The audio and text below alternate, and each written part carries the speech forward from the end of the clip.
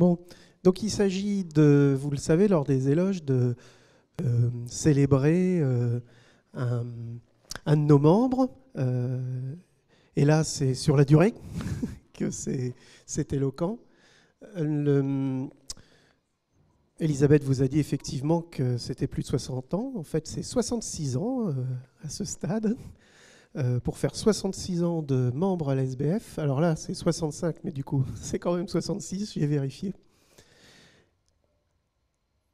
Et donc, oui, j'ai un grand honneur de faire ça, d'autant que Monique est ma marraine et qu'elle m'a introduit à la Société botanique de France, donc c'est un juste retour. Alors, j'ai une grande pensée pour elle qui aurait aimé être ici aujourd'hui et qui, physiquement, c'est un voyage maintenant qui est un peu difficile. On avait convenu d'un moment donné de reporter puisqu'elle avait des soucis de santé, c'est pour ça qu'on était sur les 65. Et puis bon, c'était décidé de le faire là et je devais aller la chercher chez elle, mais elle est pas en bonne santé. Du coup, avec la captation vidéo, on pourra lui faire partager ce bon moment auquel elle voulait assister. C'est tout à fait des choses qui lui plaisaient. Donc, Monique Astier, dans l'Assemblée, je pense que beaucoup la connaissent, peut-être pas tous. Donc, j'ai mis pas mal de photos pour qu'on puisse bien se remettre qui c'est. Donc, voilà Monique Astier. Donc, là, elle est chez elle à Bouchmen, elle est d'Anjou. Hein, et donc, du coup, vous la connaissez d'ici. Elle nous a emmenés en 2012 faire une mini-session en Anjou, chez elle. Sa douceur angevine qu'elle voulait nous faire découvrir. Et puis, tout compte fait, on a été saucés tout le temps, mais ça l'amusait beaucoup quand même, et d'insister qu'assurément, il y avait une douceur angevine. Donc, quand on reprend les bulletins de la Société botanique de France, on faisait le point sur les membres. Et donc, je vous ai extrait celui du tout début quand elle est apparue. Et donc, on précise bien que voilà, elle était membre en 1956 et qu'elle était licenciée en sciences, stagiaire de recherche au CNRS, au laboratoire de biologie végétale, physique, chimie, biologie à la faculté des sciences à Nantes. Alors, elle est née en 1931 à Poitiers, mais elle a fait ses études pour partie au début sur Poitiers et elle est ensuite allée à Nantes pour continuer ses études et notamment poursuivre les cours de Germaine Debrau, dont on reparlera un peu plus loin, qui a été vraiment pour elle un modèle et une grande dame, comme elle dit. Elle sait qu'elle ne sera jamais assez reconnaissante pour tout ce qu'elle lui a apporté et elle a travaillé donc avec elle et l'a suivie avant d'aller sur Angers. Donc oui, depuis 1956, hein, on est bien. Elle avait donc 25 ans, ce qui à l'époque était quand même très jeune pour entrer à la Société botanique de France, à souligner au passage.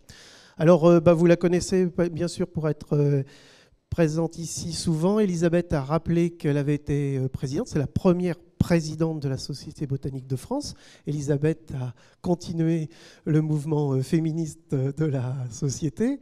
Et là, il y a la brochette de 5 présidents. Donc c'était à l'amphithéâtre d'entomologie en 2017. Et donc André Charpin, Guy-Georges Guitonneau, Christian Dumas et Marc-André Solos. Voilà. Et donc on l'a croisée, nous, forcément, ici, pas qu'en séance, bien sûr au Conseil. On la voit dans le coin, voilà, au Conseil. C'était d'ailleurs ici, à la SNHF, en 2016. Et donc, quand on est président, on siège après autant qu'on veut. Il y a Guitonneau qui est dans le coin, André Charpin qui est tout de suite à gauche. Voilà. Et donc, nous, on avait la chance aussi de la croiser là et donc de bénéficier aussi de ses connaissances et de l'histoire passée de la SBF. Donc ça, c'est un autre conseil qu'on faisait à la Maison des vétérinaires en 2016.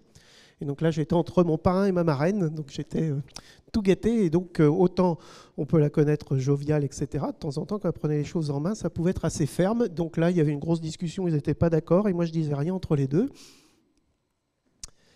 Alors, bien sûr, on la connaît aussi d'être sur le terrain. Et donc là, c'est la session au Lotaret, au Galibier, en 2012.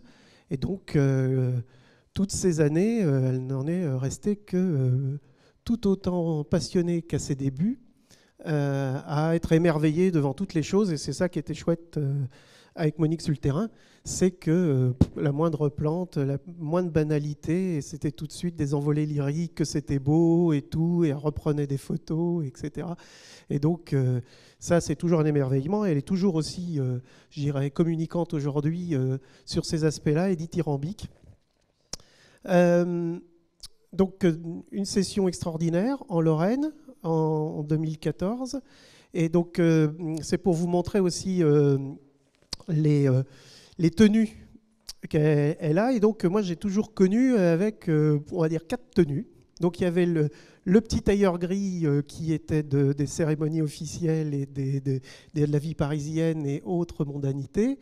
La parka blanche, alors, quelle que soit la météo, pleine chaleur en Australie, etc. Vous verrez d'autres photos. Voilà. Et puis un petit tailleur bleu de terrain quand on finit la session en journée et qu'on se remet en bon standing pour partager le repas de session. Et en cas de mauvais temps, le kawaii rouge. Et donc moi j'ai toujours connu ça. Alors j'ai quelques photos qui dérogent à cette règle, mais alors franchement sinon c'est toujours ça. Et d'ailleurs les derniers repas que j'ai fait avec elle là tout récemment, bien elle avait le petit tailleur gris. Donc pour moi c'est vraiment immuable. Donc voilà le petit tailleur bleu de terrain, je dirais. Et vous voyez à sa droite sa sœur, puisque sa sœur est venue de temps en temps en session avec nous. Donc là c'était en Andorre en juillet 2010. Alors une des grandes caractéristiques, je dirais, de Monique, qui nous laisse beaucoup de souvenirs de ce point de vue-là, c'est qu'elle a été rompue à tous les discours. On pouvait la prendre au pied levé et dire bah hop, il nous faut quelqu'un pour introduire ça. Hop, c'était fait. Et des formules en poulet, mes chers amis, etc. Je pourrais presque vous l'imiter. Et c'était formidable, une aisance, une grande oratrice. Et d'ailleurs, quand on l'avait en cours, on avait aussi cette façon de parler et de communiquer la joie, le grand sourire, un enthousiasme permanent, même si elle pouvait par moments pouvoir être dure. En tout cas, nous, on la connaissait à la Société botanique de France plutôt sous ce côté très enthousiaste, joyeux, passionné. Donc voilà d'autres photos d'autres voyages où là, on voit qu'elle déroge à la règle vestimentaire. Là, c'était en Pologne en juillet 2009. Et elle est là, toute pimpante, heureuse, mais toujours le même sourire. Enfin voilà, de ce qu'on la connaît à la Société botanique de France, surtout son parcours. Et puis je vous ai mis 2 diapos pour vous montrer qu'elle pouvait être très détendue et très riante, et elle l'est toujours. Et donc là, c'était en Nouvelle-Zélande où on s'amusait à fêter des anniversaires impromptus. Et là, elle était trop contente de pouvoir me piéger à mon propre jeu. Et au parc national du Mont Cook, en décembre 2010, ils étaient tous mis avec des cravates Crazy for You. Et ça, c'est vraiment un très, très bon souvenir de ces moments-là. Et puis là, on a Marc-André Solos qui joue aussi avec elle. Et vous voyez que dans la joie, elle pouvait vraiment être, on va dire, très décontractée. Moi, je ne la connaissais pas comme ça, étudiant. Et justement, si on reparle un peu des débuts de Monique à la SBF, on a retrouvé quelques clichés. Là, je remercie André Charpin d'avoir refouillé dans ses documents, et c'est sûrement des choses publiées dans les bulletins.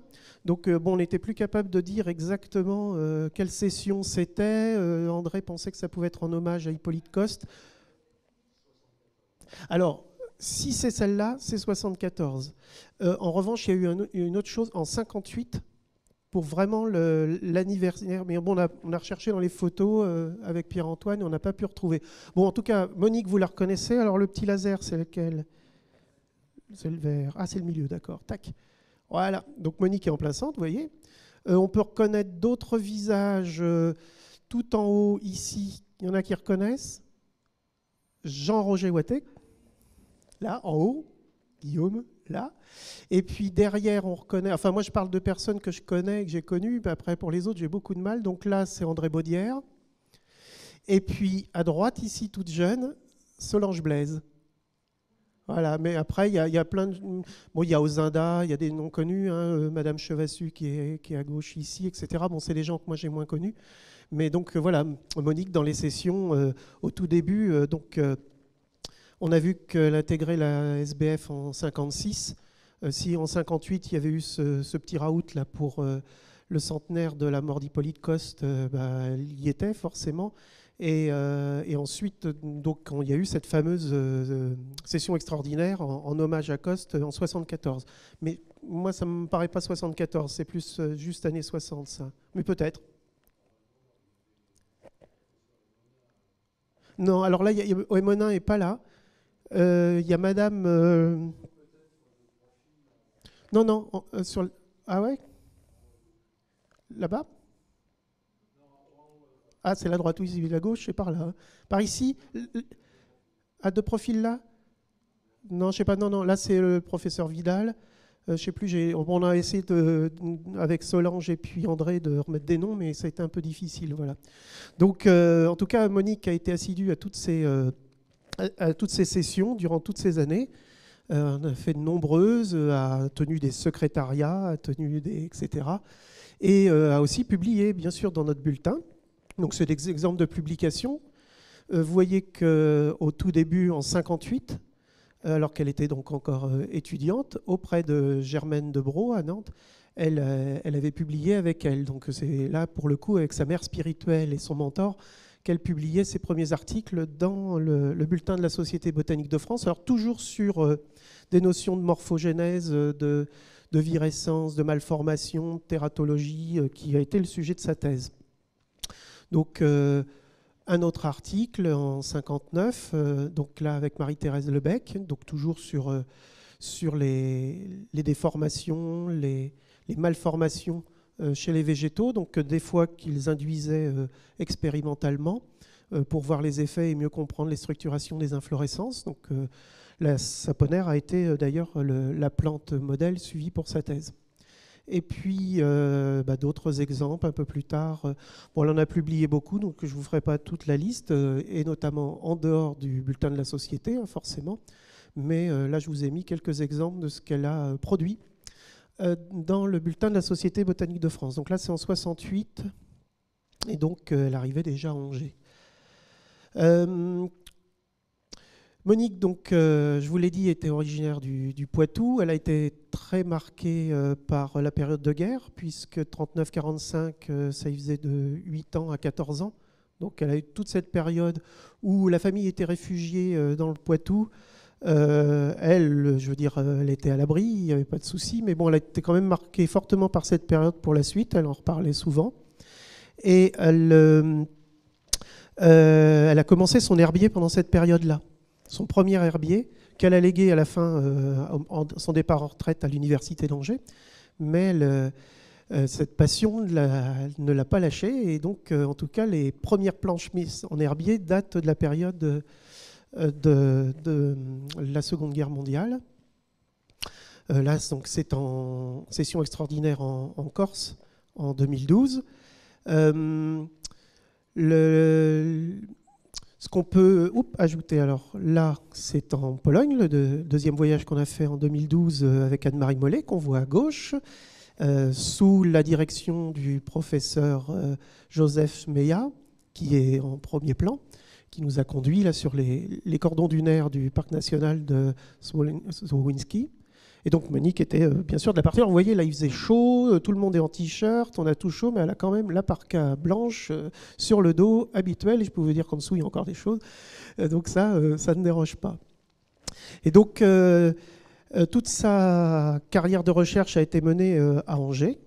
Donc de Nantes, elle est après allée installée à Angers et elle a participé à la création on pourrait dire de l'université, en tout cas de la faculté des sciences. Donc là, c'est en voyage d'études en Australie, en 2014. J'aime beaucoup ce portrait. Et une des choses donc, importantes à dire, c'est que donc, Germaine de Bro, elle l'a suivie toute sa vie, jusqu'au bout. Elle est décédée en 99. Et en hommage à toute cette vie de recherche partagée avec mademoiselle de Bro, eh bien, elle a publié un ouvrage qui s'appelle Étonnantes plantes sauvages, mais qui sont essentiellement l'impression d'aquarelles qu'avait fait Germaine de Bro, l'une comme l'autre étant passionnée par le dessin botanique. et ayant produit beaucoup de choses. Et donc, elle a légué, je crois, les originaux à un muséum local, mais elle en a sorti cet ouvrage en hommage en 99, et elle en était très fière. Et de quoi, c'est très beau. Donc, comme je vous le disais, elle a aussi publié à l'extérieur. Donc là, je vous ai mis un autre exemple. Sa thèse, elle l'a eue en 62. Et donc en 66, elle a publié sur ces sujets. Donc oui, l'université d'Angers, c'est là où elle a passé toute sa carrière. Donc quand elle venait ici, et elle y est encore, puisqu'à Bushman, c'est vraiment à côté d'Angers. Elle est donc, on peut dire, à l'origine de la renaissance de la faculté des sciences. Donc il n'y avait plus d'université, il n'y avait qu'un centre scientifique à Angers. Et en fait, en 71 a été recréée une université, et donc faculté des sciences. Et donc de 71 à 86, elle a été la doyenne de la faculté des sciences.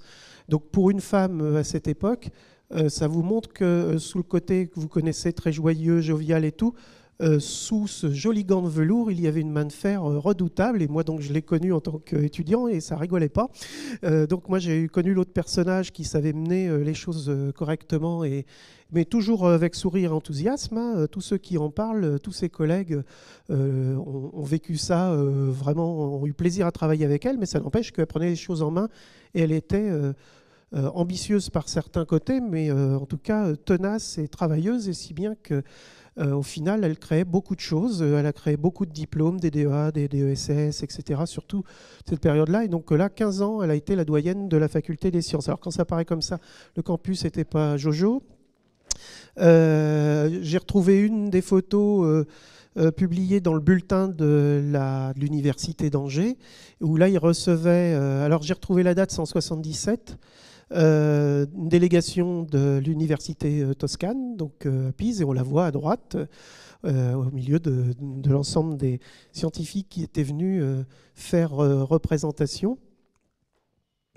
Bien sûr, le campus a changé. Donc, dans les années 80-90, il était ainsi. Et donc, moi, quand j'ai fait mes études par là, dans 92-93, donc Monique dirigeait encore beaucoup de choses, était présidente de beaucoup de choses, et notamment de la Société des études scientifiques de l'Anjou, dont elle a été présidente pratiquement pareil sur 15 ans.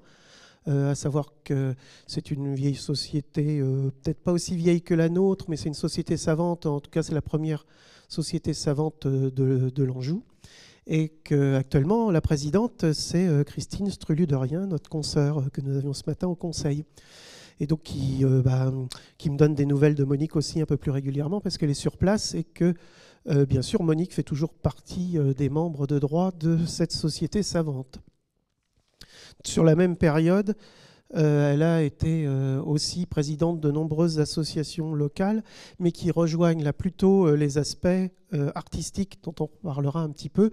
Quand je parlais des aquarelles de Mademoiselle de Brault, il faut savoir que toutes les deux donnaient des cours bénévolement de dessin appliqués aux plantes sur cette période-là, donc très impliquée dans les arts et beaucoup d'autres sujets. Et un des sujets qu'elle avait à cœur, c'est que les choses devaient être pédagogiques, les étudiants devaient absolument se frotter au végétal en permanence, et donc il y a une serre, on peut dire qu'elle a fait maintenir de gré et de force.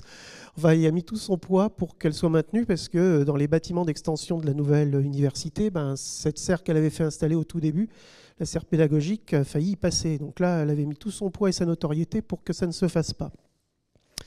Donc ça, c'est un de ces challenges. Alors, je vous ai parlé beaucoup de Monique à la SBF. Donc pour conclure, je vais vous parler un peu d'une personne que du coup vous connaissez moins, sur des aspects un peu plus personnels. Donc en 2016, à Bushman, le Courrier de l'Ouest, qui est le quotidien local, est venu faire une pleine page sur elle. Donc elle a fait la une du journal, et une pleine page retraçant sa biographie. Elle n'aimait pas trop s'étendre sur tous les détails de sa vie.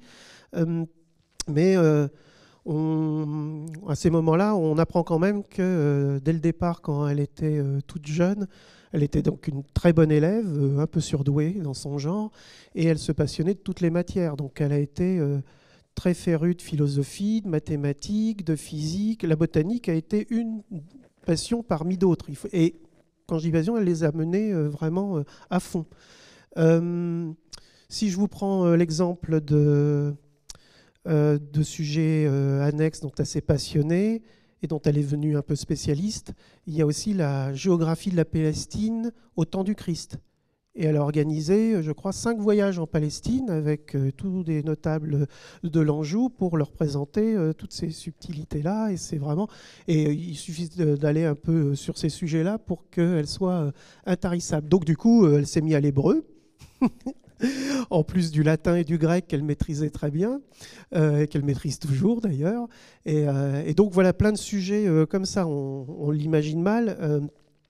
Donc pour les arts, ça a toujours été quelque chose de très prenant.